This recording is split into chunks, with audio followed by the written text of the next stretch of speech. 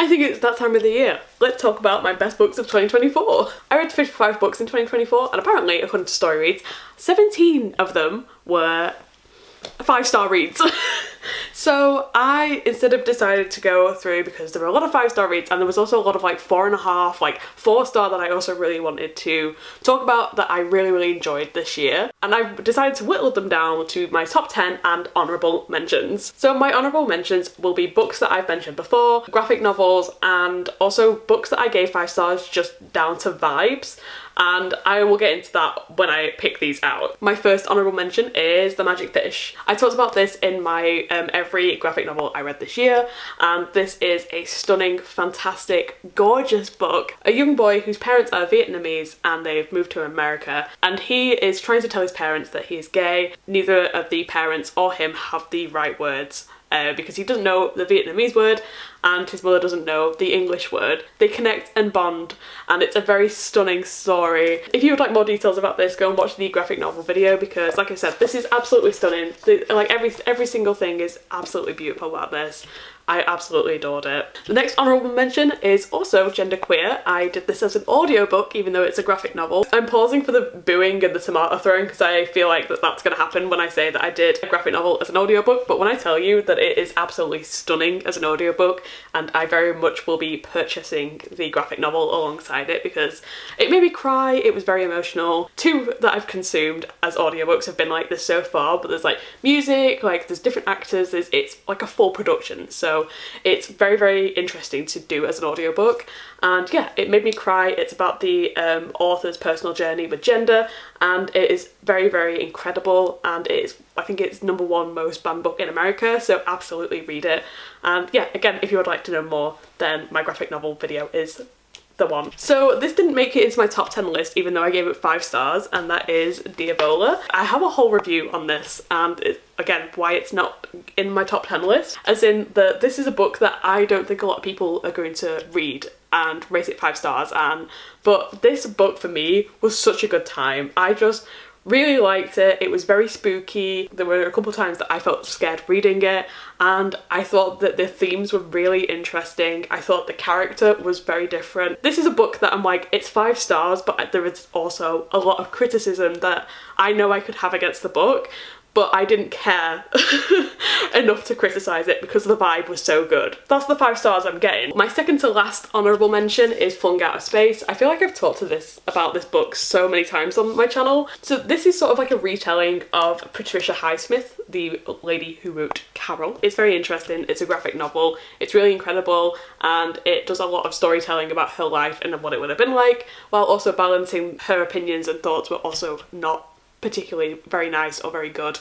And so yeah, this is very interesting, and again, I've talked about this many times, but it's also on my graphic novel video, so this is an honourable mention of 5 stars. And the last one of my honourable mentions is the no girlfriend rule. Again, this is one that I gave 5 stars, but I can understand there is probably going to be a lot of criticism, or like people could have very valid feedback about this book. This book follows Hollis, who is in a relationship with a boyfriend, and her boyfriend plays D&D, and there is a rule, no girlfriends allowed at the table, and so she wants to play D&D also. So she finds her own D&D club, which is full of queer people, and it's basically about her relationship with her queerness, her fatness, and it's so beautiful, and I think it's a story that I wish I could have read when I was in my teenage years, because it is absolutely stunning. And again, this is a 5 star for vibes for me. It's a YA like romance book so I didn't think I was going to enjoy this as much as I did, but it was everything that my teenage heart could have ever asked for. So here is my top 10 in no particular order, and the first one is Feast While You Can, and this came out quite later in the year, and this follows Angelina, who lives in Caden's. She's lived in Caden's all her life, and so is her family, and this follows her as she goes to a party and she bumps into her brother's ex and also now best friend Jagby, and they're all at a party, they go get drunk, they go to this mountain, and it's said that a witch has been trapped in this mountain. Angelina is trying to act all big and tough to sort of impress Jagby, and ends up reawakening the witch, and the witch begins to haunt Angelina. This book was super fun to read. I think that it was actually quite scary. This book never takes the coward's way out. There's a lot of horror things that happen in this book that if you were watching in a movie, it'd be like, oh, and here's the break for the character and this is how, but like this is genuinely quite haunting with how this witch reacts to Angelina and what she does to her. Mixing horror and romance together is very interesting in itself, and I think that both aspects were pulled off so incredibly well. I really enjoyed this, and I think the ending is also quite haunting as well.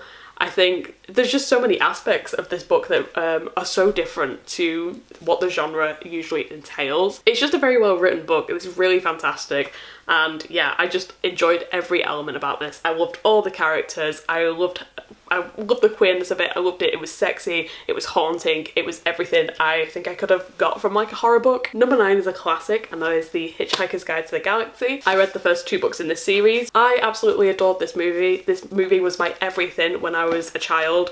Yeah, it's one of my favourite movies of all time. And I've never had the chance to read the book. And so last year I thought, well, it's time to read the books, and I wanted to finish the entire series before the end of the year, and I didn't end up doing that, but I did read these 2 back to back, and I think that they are beyond incredible. I think that the humour is very British, it's very witty. I think the writing is so very clever. There is so many moments in this book that I absolutely adored. I don't like Martin Freeman as a person, but he did the voiceover for the book as well, so it just gave me everything. Like, it was fantastic. And if you've never heard of this series before, or the movie, the movie has a star-studded cast. We follow Arthur Dent, who is about to have his house torn down. His friend turns up and says, by the way, the world's ending, we should go to the pub. He tells him he's an alien, and they hitchhike away off of Earth and into the galaxy, and it's basically just their adventures from then on. It's really stupid, it's really fun, and again, I think it's just it's really good wit, it's really funny. Not a popular opinion, Douglas Adams is an incredible writer. This is absolutely gorgeous. I can't wait to finish the rest of the series because they're only little tiny books, so I'm very much looking forward to that. Number 8 on my list is The Exorcist. This is one of my friend's favourite books, and so we did a buddy read on it because I've never read it before. This is an absolutely incredible horror book, and I can understand why it's a classic. This is the 50th anniversary edition, so you know, it's been out a while, and this involves, I believe the mother is called Chris and her daughter Reagan. Reagan becomes possessed. I was expecting like everyone immediately to be like, she's possessed, we have to get the demon out of her, and I thought the horror was going to come from the demon itself. But the horror in this book, like truly this follows the priest in this book and his relationship with religion and his thoughts and feelings and his journey, and it's sort of like the exorcism is like a B plot in this. Obviously in the modern medicine, the modern world, the doctors are like, don't be daft, you know, there's something actually wrong, we need to find a psychiatrist, we need to find this. The fact this goes from like real life and not like your classic Exorcist like sort of demon book where someone immediately is like, it's a demon, it's a ghost. I think like, yeah, this is really incredibly written, and the horror doesn't come from the demon itself, even though there are some really scary moments with the demon. I think that this is a book that definitely surprised me, and it definitely deserves its 5 stars. And yes, thank you to my friend for showing me the book because it's incredible. I absolutely adored this book. Number 7 on my list is Hell Followed With Us. I had surgery this year because I was very, very sick, and the book I took into hospital with me was Hell Followed With Us, because I'm sure that this is such light, fun reading for surgery.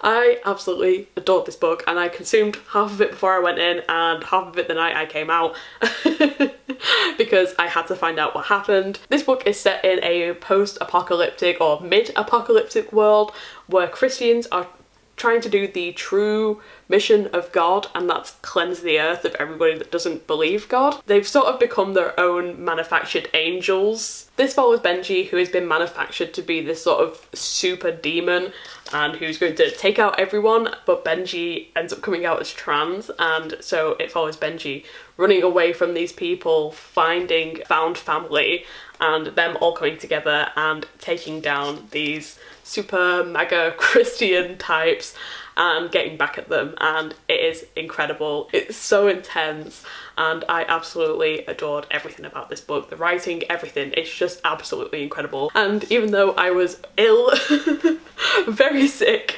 I devoured it all in one day because I was too excited to find out what happened, and that's just the power of a good book. So of course it deserved to be on the list. Number 6 on my list is A Trans Man Walks Into a Gay Bar. This book, it follows the author, Harry, and his relationship to his transness and his gayness in one. It starts off very open and very, it's very, I don't say intense, but it kind of is. And we look in on him breaking up with his girlfriend, and we go from there, like following him through finding Grindr, going into the saunas, like trying to work out like being a gay man and being a trans man at the same time.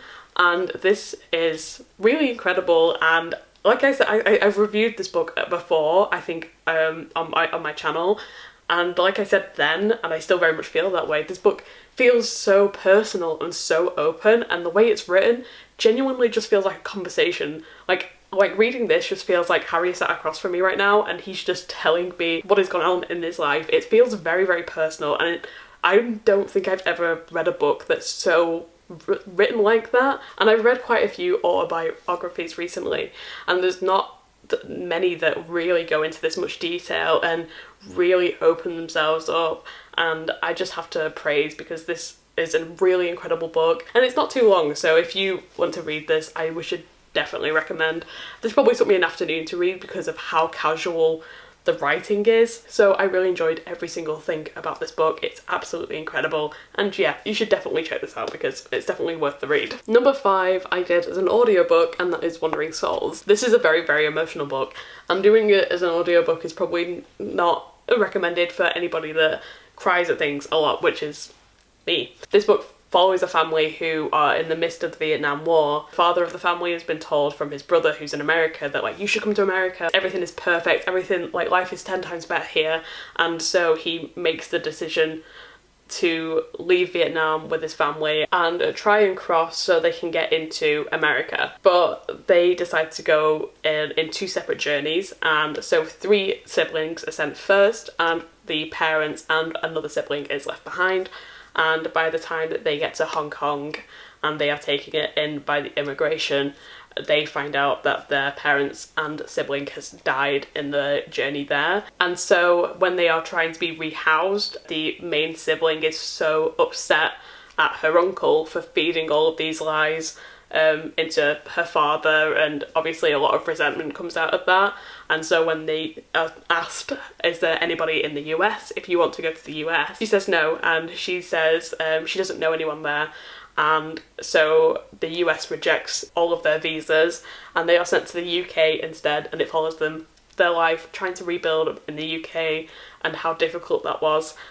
And it's an emotional book. It's a very raw and emotional book. I definitely think this is like a must-read book, for sure. It's really, really incredible. Number 4 on my list is All Boys Aren't Blue. Again, I read this for a talk that me and my friend Harry Ann did about banned books and its relationship to the UK, which again, I very much would like to do on the channel at some point in the near future. This book is a young adult memoir from the author George M. Johnson, and it is, again, this is just every part of their life. It's very, very personal, it's very open. Again, it's another incredible look into someone's life. It goes through like their relationship with blackness, queerness, and like all of it intertwined, family, sexual relationships. It goes through all of that. It's really incredible, and again, another one that is a definite must read. My number 3 is a sort of like a 2-for-1, and that is Chuck Tingle, just Chuck Tingle. I've done an entire like video on, you know, becoming a Tingle stan. Chuck Tingle has done many incredible classics, like all of these on screen, and also alongside this has written 2 incredible queer horror stories, and these are absolutely incredible. They really are incredible. Both of them touch subjects which are really interesting. Camp Damascus is about someone who is in a Christian household. One day she starts seeing a messed up spirit sort of thing, and then ends up throwing up flies on her plate, and she doesn't know why. And she begins to find out that she went to this place called Camp Damascus, which is a conversion camp. She doesn't have any recollection of it, and things start to unravel a bit, and she goes back to the camp to find out what is going on there. Incredible horror, really incredible like story, plot, everything. I absolutely devoured this. It's really incredible, it's really spooky. A lot of ideas that I don't think most people could come up with. And it's the same with Bury Your Gaze, which came out this year. I'm not going to get used to saying that yet, which came out in 2024. Bury Your Gaze follows a famous scriptwriter who is writing a series which finishes with a queer character. The studio that's in charge said, you can't do that, you have to either kill the gay person at the end or you have to write him as straight. And he says, well, then you're not getting the finale of your show. And after that, he starts getting haunted by his own creations, and it's very creepy, very strange, and yeah, it's very cool. Both critique very different but are also very relevant, and I absolutely adored Chuck Tingle this year, and he's coming out with a new book next year, so I'm very excited for that. And I kind of also really want to do a Chuck Tingle video where I read all of his erotica, but also he has like over 300 and I don't think I've got it in me. So if we come to next year and my total read is like 300 plus, we all know what's happened. Right here, right now, you know. Number 2 on my list is the 100-Year War on Palestine. This is in the list because it's very important, and I think that if you have no idea what's going on, and if you just think that like, oh, it is bad, what is happening, I implore you to read this book. This book is not only very interesting, but it gives you such a deep dive into what is happening currently, and to understand that what is going on is a genocide. And I think that this book helped me take a lot of information in so I could help with other people around me who were so used to getting fed all this like misinformation. This book gives you everything, like beat by beat, what happened in 1917 all up until 2017. And again, this is one that I definitely implore you to read, especially if you don't really have any knowledge about what's going on. I think it's super important, and I will be looking to read more Palestinian authors this year. I will leave a link to a spreadsheet that has lots of Palestinians that are still looking for funds, and I will be donating myself, so that will be linked below in the video. And yeah, if you can give, then give, and if you can't, then I implore you to read and become a little more well versed in what is going on, just so, if not for yourself, then for the people around you. Number 1 on my list, and this is number 1 because it is the best book I read of 2024 for sure. Yeah, I just loved it. I absolutely adored this book, and this is Evenings and Weekends. This is a book that I don't know if it'll be for everybody, but for me it was absolute perfection. I can't give you like a short snippet of what it is because it basically follows I think 4 friends, and it follows them all in their different lives and everything that is happening. We have like a couple that are just about to have a baby, they're stressed, their finances, guy in the relationship having to confront past feelings and maybe being queer. We follow like a young man whose mum has cancer, and we get like her side of the story, his side of the story. There's a lot of like intertwining relationships, but it very much feels like Cucumber, if you've ever seen Cucumber. It's just a lot of queer people existing in London in 2019. This felt nostalgic for even just a couple of years ago, and I just think that it was very incredibly written. It is genuinely one of the best books I have ever read. Again, this is not going to be for everybody because this type of book is more about characters than plot, and so we follow the characters and their transition through life and making decisions and the things that affect them around them. It's very incredible. But I also know that, you know, a lot of people don't like that style of book, but my favourite, genuinely, I've come to realise that my favourite style of book is just guys being guys, and people, and it's just super interesting to me. Beat for beat, everything was so fucking raw, incredible. It was absolutely beautiful, and seeing people confront themselves, confronting each other and trying to understand themselves better. There's nothing in the world that is more interesting than that to me. So yeah, that was my number one spot on the list because I absolutely adored evenings and weekends. It was absolutely everything to me. That was my best list of 2024. Thank you so much for watching. If you like my video, like, comment, subscribe, all that good YouTube stuff, and I shall see you next time. Bye!